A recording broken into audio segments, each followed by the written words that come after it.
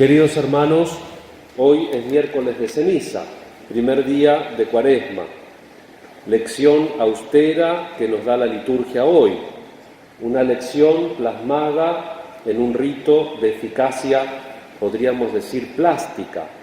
La imposición de la ceniza entraña en sí dos significados tan claros y manifiestos que todo comentario resulta superfluo, pero vieron que los curas hablamos siempre, así que vamos a hablar igual de esas dos cosas evidentes que significa la imposición de la ceniza. Primero nos lleva a una reflexión realista sobre el carácter precario de nuestra condición humana, abocada al jaque mate de la muerte, que reduce a cenizas precisamente este cuerpo nuestro, sobre cuya vitalidad, salud, fuerza, belleza y capacidades edificamos tantos proyectos cada día. El rito litúrgico con enérgica franqueza encausa la atención hacia ese dato objetivo. No hay nada definitivo ni estable aquí abajo. El tiempo fluye inexorablemente, el cual río veloz va arrastrándonos sin tregua a nosotros y a nuestras cosas hacia la desembocadura misteriosa de la muerte. La tentación de sustraernos a la evidencia de esta constatación es ya antigua. No queremos pensar en la muerte, la ignoramos.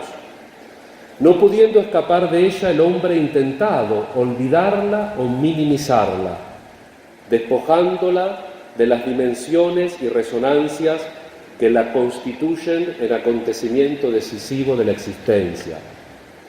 Los antiguos pensadores, tanto griegos como romanos, por ejemplo, Epicuro decía: cuando nosotros existimos, la muerte no está, y cuando está la muerte, nosotros no existimos. Esa fórmula clásica muestra esa tendencia siempre presente y siempre tornasolada con 1000 tonalidades diferentes, desde la antigüedad hasta nuestros días. Él lo decía así: cuando está la muerte, está la existencia. Cuando no está la existencia, está la muerte. Nosotros no hacemos esa reflexión porque no somos filósofos, no acostumbramos a filosofar, pero fíjense lo que duran los velorios. El otro día estaba en Capital y me llaman que murió la mamá de la directora del Colegio de la Medalla Milagrosa. ¿Y a qué hora la llevan? A las 3 de la tarde. ¿Qué hago? ¿Un helicóptero? No me lo van a prestar. Y es así, rápido. No entramos en juicio, porque inclusive he ido a velatorios de mamás de sacerdotes que hicieron así rapidísimo, cremación, e inclusive algún sacerdote que conozco que ni siquiera hizo nada, directamente al Parque La Gloria, una cosa así. Entonces, no es que uno abre o cierra juicio, pero está esa tendencia que nosotros minimizamos la muerte, o haciendo una pseudo reflexión filosófica o en la práctica. En realidad, lo que hace Epicuro es una artimaña que más hace sonreír que pensar, decía Blondel. En efecto, la muerte es parte de nuestra existencia y condiciona su desenvolvimiento desde dentro.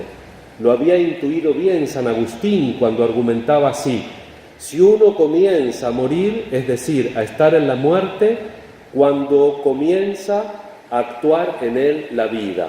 Entonces el hombre comienza a estar de verdad en la muerte desde el momento en que comienza a estar en el cuerpo. Y eso lo sabemos por evolución.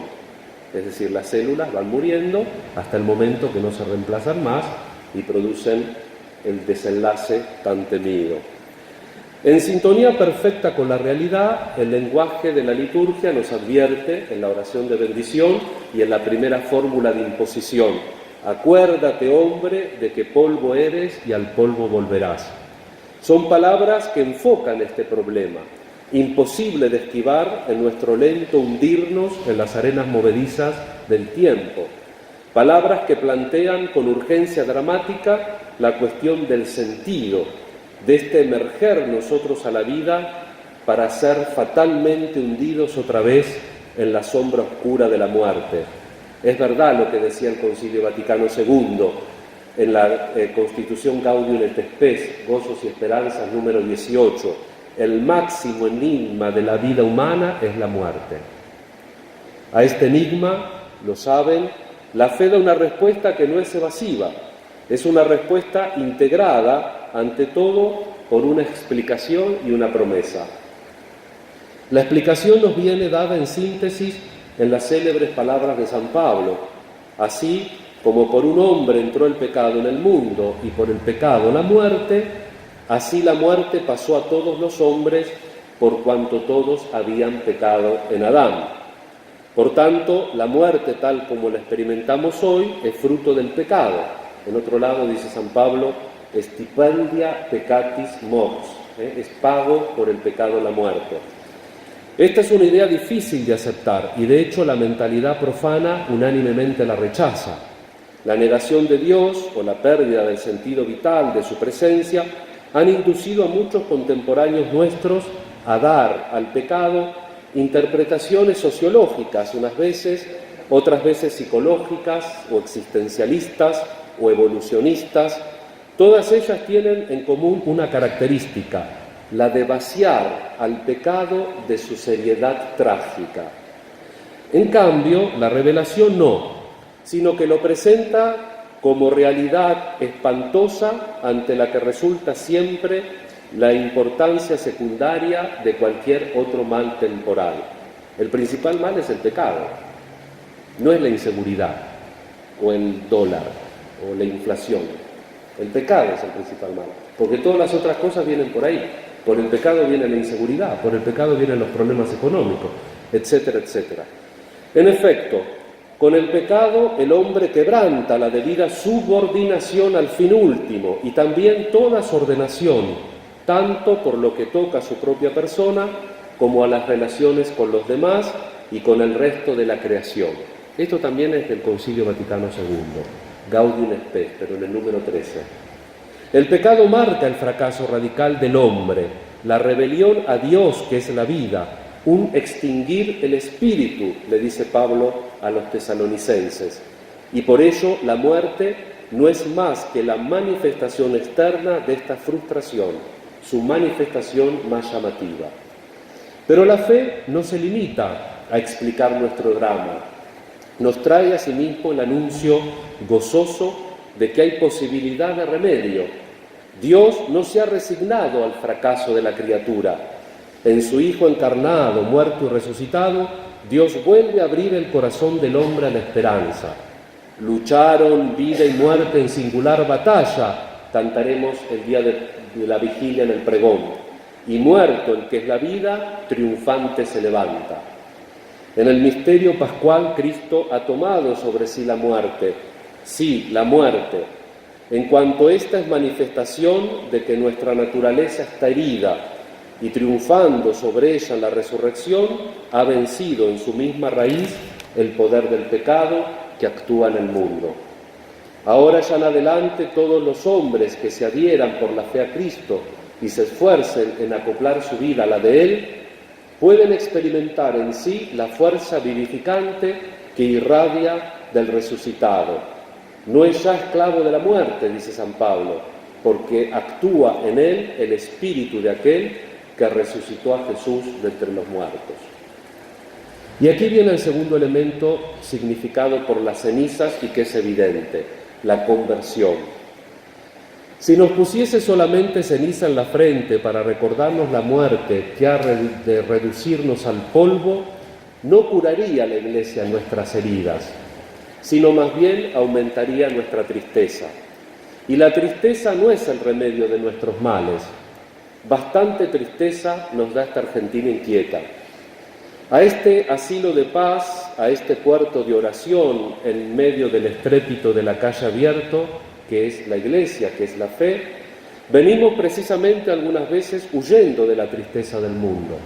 Y bien, hermanos, no tengamos miedo porque el polvo que allá fuera enferma, acá adentro sana. En los últimos años, me ha pasado, hace 20 años aquí pongo la ceniza y un año antes que era diácono. ¿Saben qué hace la gente cuando le pongan? Hacen así. Por eso le digo a Liliana que hay que colar y la cuela la ceniza para hacer el menos daño posible. Pero entonces no tengan problema porque el polvo que afuera enferma, aquí adentro sana. El polvo que la Iglesia nos pone en los ojos nos devuelve la vista, aunque sea cáustico en el momento de la operación. Y el que ve, hermanos, no está triste, porque el que ve sabe a dónde va. Puede estar uno melancólico, puede tener una añoranza, eso es sano, pero si nosotros tenemos clara la meta, no podemos estar tristes, porque caminamos seguro, porque el que ve no tropieza en la piedra ni cae en el pozo.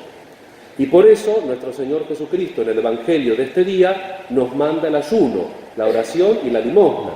Pero cuando nos manda el ayuno nos prohíbe la tristeza. Cuando ayunen, dice, no se pongan tristes como los hipócritas. Y dice el padre Castellani, que me gusta citar siempre, busco la manera y lo meto siempre para esta homilía, ¿y cómo haremos para no estar tristes teniendo que sufrir el cuerpo? Por la penitencia, dice el padre, no poniendo nuestro tesoro en el cuerpo, que es polvo, ni en las cosas de la tierra, que son polvo, sino más arriba. Y su Padre que está en los cielos se los pagará allá arriba. No atesoren tesoros en la tierra, donde la polilla y el gorgojo las deshacen, el ladrón rompe y roba. Atesoren tesoros en el cielo, donde ni la polilla ni gusano deshacen, ni el ladrón rompe y roba. La polilla y el gorgojo son las miserias de la vida, el ladrón es la muerte, y el tesoro es lo que buscamos y deseamos, nuestro ideal y nuestro último fin. En lo que buscamos y deseamos es donde tenemos que hacer penitencia. ¿Qué buscamos? ¿Qué deseamos? ¿Dónde tenemos puesto el corazón? ¿Cuál es nuestro fin último? El autor del libro del Eclesiastés, inspirado por el Espíritu Santo, después de haber mostrado amargamente la vanidad de las cosas terrenas, no concluye, hermanos, con la desesperación, sino que concluye con la moderación. Después de haber recorrido la vanidad de los placeres, que dan hastío, la vanidad de la ciencia, que aumenta el sufrimiento, la vanidad de las riquezas, del poder, del nombre, de la fama, de la hermosura, el autor sacro irrumpe en conclusiones de sentido común, de moderación y de templanza. Dice, hay que despreciar todo lo caduco, hay que usar moderadamente de la vida, hay que usar también templadamente de los placeres y alivios que la hacen serena y llevadera, y sobre todo hay que temer a Dios, cumplir sus mandamientos y recordar su juicio. Teme a Dios y observa sus mandamientos, porque esto es todo el hombre, dice el Eclesiastés. Es curioso que no dice, cumple los mandamientos de Dios porque eso es el alma del hombre. El cuerpo es polvo. Dice, cumple los mandamientos porque eso es todo el hombre, cuerpo y alma. El que salva, salva su cuerpo y su alma.